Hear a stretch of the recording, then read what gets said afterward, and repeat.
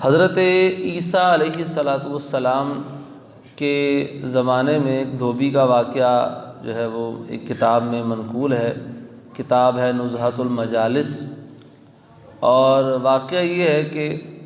وہ لوگوں کے کپڑے دھوتا تھا تو کپڑے آپس میں تبدیل کر دیتا تھا، ادھر کے ادھر ملا دیتا تھا، ادھر کے ادھر کر دیتا تھا۔ تو لوگوں نے حضرت عیسیٰ علیہ السلام کو بتایا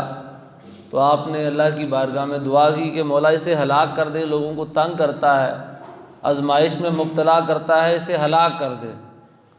اب نبی کی زبان سے دعا نکلی ہو تو لوگوں کو بھی یقین ہو گیا کہ اب تو یہ ہلاک ہی ہوگا۔ اب وہ ایک دن اپنے معمول کے مطابق نکلتا ہے تو اس کے پاس 3 روٹیاں تھیں۔ ایک مانگنے والا آیا تو اس نے ایک روٹی اسے دے دی۔ تو جب اسے روٹی دی تو اس نے دعا دی اس بندے کو کہ اللہ تعالیٰ، اس دھوبی کو دعا دی کہ اللہ تعالیٰ تجھے آفات سماویہ سے دور کرے، آسمانی جو آفتیں ہیں اللہ اسے تجھے دور رکھے۔ اس نے یہ دعا دی تو دھوبی جو ہے وہ متاثر ہوا، اس نے ایک اور روٹی اسے دے دی۔ اس پر اس سائل نے دوبارہ دعا دی کہ اللہ تعالیٰ تجھے ساری آفتوں سے محفوظ رکھے۔ تو اس کے پاس تیسری روٹی بھی تھی، اس نے تیسری بھی دے دی کہ مجھے دعائیں دے رہا ہے، چلو تیسری بھی دے دیں۔ اس نے تیسری روٹی بھی اسے دے دی۔ تیسری روٹی اسے دی تو اس نے دعا دی کہ اللہ تعالیٰ تجھے توبہ کی توفیق عطا فرمائے۔ اب یہ روٹیاں صدقہ کر کے اور دعائیں لے کر وہ دھوبی نکلا تو اسی دوران ایک بہت بڑا سانپ اس کے کپڑوں کی جو گٹھری تھی اس میں داخل ہو گیا تھا۔ جب دھوبی نے کپڑے لینے کا ارادہ کیا تو اس سانپ نے جب اسے دھوبی کو ڈسنا چاہا تو اسی وقت ایک فرشتہ اللہ تعالیٰ کی طرف سے آتا ہے اور وہ سانپ کے منہ میں لوہے کی لگام ڈال دیتا ہے اور دھوبی اس سانپ کے ڈنک سے محفوظ رہ جاتا ہے۔ تو لوگوں نے حضرت عیسیٰ علیہ السلام کی بارگاہ میں عرض کی، یا روح اللہ، آپ نے اس دھوبی کے خلاف دعا کی تھی تو وہ تو ابھی صحیح سلامت ہے، وہ واپس آ گیا، اسی طرح اپنا کام کر رہا ہے، تو کیا ماجرا ہے؟ تو آپ علیہ السلام نے اسے بلایا اور کہا کہ تو نے نیکی کون سی کی ہے، تو نے کون سی نیکی کی ہے؟ اس نے کہا جی میرے پاس 3 روٹیاں تھیں، میں نے وہ 3 روٹیاں اللہ کی راہ میں صدقہ کر دیں۔ آپ علیہ السلام نے سانپ سے پوچھا تو کہ تو نے اس کو قتل کیوں نہیں کیا؟ سانپ نے عرض کی، اللہ کے نبی، اللہ تعالیٰ نے آپ کی دعا قبول کر لی اور مجھے اسے ہلاک کرنے کے لیے بھیجا، مگر جب اس دھوبی نے اس مانگنے والے کو صدقہ دیا تو ایک فرشتے نے آ کر مجھے لوہے کی لگام ڈال دی تو جس کی وجہ سے میں اسے ڈنک نہیں مار سکا۔ تو اس سے وہ دھوبی اور لوگ بھی متاثر ہوئے، دھوبی کو بھی تیسری دعا کی بھی برکت ملی، اس نے فوراً اپنے برے کاموں سے توبہ کر لی اللہ کی بارگاہ میں، کہ جو لوگوں کے کپڑے ملا دیتا تھا، لوگوں کو تکلیف اور آزار پہنچاتا تھا، اس بات سے اس نے اللہ کی بارگاہ میں توبہ کر لی۔ تو میرے محترم اسلامی بھائیوں، یہ واقعے سے یہ پتہ چلتا ہے کہ صدقہ دینا بہت ساری بیماریوں کو، بلاؤں کو، آفتوں کو دور کر دیتا ہے۔ میرے کریم آقا دو عالم کے داتا صلی اللہ تعالیٰ علیہ وسلم کا فرمان ہے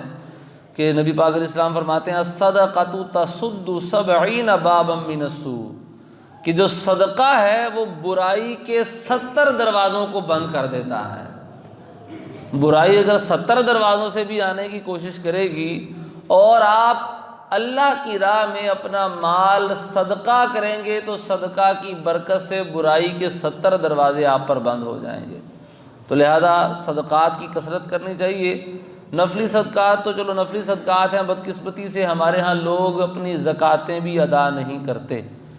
تو زکاتیں ادا نہ کرنا یہ تو نہایت ہی خرابی کی بات ہے، نہایت ہی بری بات ہے۔ اور قرآن پاک میں جو لوگ اپنا مال یوں جوڑ جوڑ کے رکھتے ہیں اور زکاتیں ادا نہیں کرتے اور مال کو یوں ہی جوڑ کر رکھتے ہیں، اللہ تبارک و تعالیٰ نے ان کے بارے میں قرآن پاک میں بڑے ہی سخت الفاظ جو ہے وہ ذکر فرمائے ہیں۔ قرآن پاک میں اللہ تعالیٰ فرماتا ہے یا ایھا الذین آمنوا ان کثیرا من الاحبار والرہبان لیأکلون اموال الناس بالباطل ویصدون عن سبیل اللہ اے ایمان والو، بے شک بہت سے پادری اور جوگی یہ جو یہود و نصارہ کے ہیں، ان کی بات ذکر فرمائی کہ وہ لوگوں کا مال ناحق کھاتے ہیں اور اللہ کے رستے سے روکتے ہیں یہ لوگ۔ آگے فرمایا والذین یکنزون الذھب والفضة ولا ينفقونها فی سبیل اللہ فبشرہم بعذاب علیم، کہ بے شک جو لوگ سونا اور چاندی جوڑ کر رکھتے ہیں، جوڑ کر رکھتے ہیں اور اللہ کے رستے میں اپنا مال خرچ نہیں کرتے، انہیں خوشخبری سنا دو دردناک عذاب کی، انہیں دردناک عذاب دیا جائے گا۔ وہ عذاب بھی کیا ہوگا؟ فرمایا یوم یحمى علیہا فی نار جہنم، جس دن وہ ان کا پیسہ مال آگ میں تپایا جائے گا، جہنم کی آگ میں، فتقوی بہا جباہہم وجنوبہم وظہورہم، پھر اس مال سے جو جوڑ کے رکھا ہوگا، پیشانیاں، ان کی پیٹھیں، ان کی کروٹیں وہ داغی جائیں گی، عذاب دیا جائے گا اسی مال سے، اور کہا جائے گا ھذا ما کنزتم لانفسکم، یہ وہ مال ہے جو تم نے اپنے لیے جوڑ کے رکھا تھا، فذوقوا بما کنتم تکنزون، تو چکھو اس جوڑے ہوئے مال کا ذائقہ جو تم جوڑ کے رکھتے تھے اور اللہ کے رستے میں خرچ نہیں کیا کرتے تھے۔ تو میرے پیارے اور میٹھے اسلامی بھائی، جب یہ آیت کریمہ نازل ہوئی نا تو صحابہ کرام علیہم الرضوان پریشان ہو گئے نا، اور عرض کرنے لگے یا رسول اللہ صلی اللہ تعالیٰ علیہ وسلم، اس سے تو یہ پتہ چلا کہ ہمیں مطلقاً مال جوڑنا ہی نہیں ہے، ہمیں تو جو مال آئے وہ پھر خرچ کر دینا، مال جوڑنا تو پھر گناہ ہو گیا۔ اس آیت سے تو یہ سمجھ آیا، فرمایا نہیں، جس کنز کا اور جس خزانے کا جو جوڑ کے خزانہ رکھنے کا تذکرہ قرآن میں موجود ہے، اس سے مراد وہ مال ہے کہ جس مال کی تم زکوٰۃ نہیں ادا کرو گے، جس مال کی زکوٰۃ ادا کر دو گے، اس میں سے اللہ کا حق نکال دو گے، تو پھر وہ یہ والا کنز اور خزانہ نہیں ہے۔ لیکن جس مال کی زکوٰۃ ادا نہیں کرو گے، وہ چاہے تھوڑا ہی مال کیوں نہ ہو، وہ پھر یہ کنز ہے جس کا قیامت والے دن تمہیں عذاب دیا جائے گا۔ اور جس مال کی تم زکوٰۃ ادا کر دو گے، اب وہ اربوں خربوں میں ہو، وہ کنز اور یہ والا خزانہ نہیں ہے کہ جس کی وجہ سے تمہیں قیامت والے دن عذاب دیا جائے۔ تو لہذا اس لیے مالوں کی زکوٰۃ ادا کرنا یہ لازم اور ضروری ہے۔ نفلی صدقات کی بھی کثرت لازمی کرنی چاہیے، لیکن اس سے سب سے زیادہ ضروری یہ ہے کہ مالوں کی زکوٰۃ ادا کی جائے، یعنی کوشش کیا جائے کہ جو بھی مال ہم اللہ کے راستے میں دیں، اولاً